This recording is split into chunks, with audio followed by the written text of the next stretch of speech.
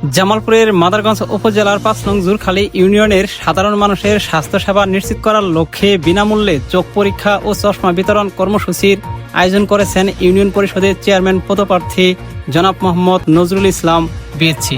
আজ সকালে খামারমাগোড়া ডাইভিশন আয়াতেন রূপু মেডিকেল হলে অনুষ্ঠিত দিনব্যাপী এ কর্মসূচিতে ইউনিয়নের বিভিন্ন গ্রামের নারী, পুরুষ, বয়স্ক ব্যক্তি ও শিক্ষার্থীরা অংশ নেন। সকাল থেকে সেবা নিতে আগত মানুষের উপস্থিতিতে মেডিকেল হল প্রাঙ্গণমুখর হয়ে ওঠে। কর্মসূচিতে অভিজ্ঞ চক্ষু বিশেষজ্ঞ ও স্বাস্থ্যকর্মীরা আগতদের চোখ পরীক্ষা করেন। পরীক্ষার পর যাদের চশমার প্রয়োজন হয় তাদের হাতে সম্পূর্ণ বিনামূল্যে চশমা তুলে দেওয়া হয়। পাশাপাশি উপস্থিত ব্যক্তিদের চোখের যত্ন, দৃষ্টিশক্তি রক্ষা এবং নিয়মিত স্বাস্থ্য পরীক্ষা সম্পর্কে পরামর্শ দেওয়া হয়। সেবা নিতে আসা অনেকেই জানান, দীর্ঘদিন ধরে চোখে ঝাপসা দেখা, পড়তে অসুবিধা কিংবা দূরের বস্তু স্পষ্ট না দেখার মতো সমস্যায় ভুগলেও আর্থিক সীমাবদ্ধতার কারণে চিকিৎসা বা চশমা কেনা সম্ভব হয়নি। বিনামূল্যে চোখ পরীক্ষা ও চশমা পেয়ে তারা সন্তোষ প্রকাশ করেন এবং আয়োজকদের প্রতি কৃতজ্ঞতা জানান।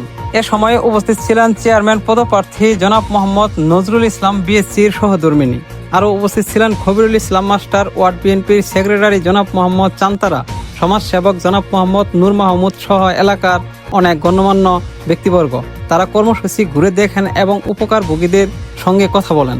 এ সময় চেয়ারম্যান পদপ্রার্থী জনাব মোহাম্মদ নজরুল ইসলাম বিএসসি বলেন, মানুষের পাশে থাকায় আমার অঙ্গীকার। স্বাস্থ্যসেবা মানুষের মৌলিক প্রয়োজন। অনেক অসচ্ছল মানুষ অর্থের অভাবে চোখের চিকিৎসা করাতে পারেন না। তাদের কথা চিন্তা করে এই বিনামূল্যে চোখ পরীক্ষা ও চশমা বিতরণ কর্মসূচির আয়োজন করা হয়েছে।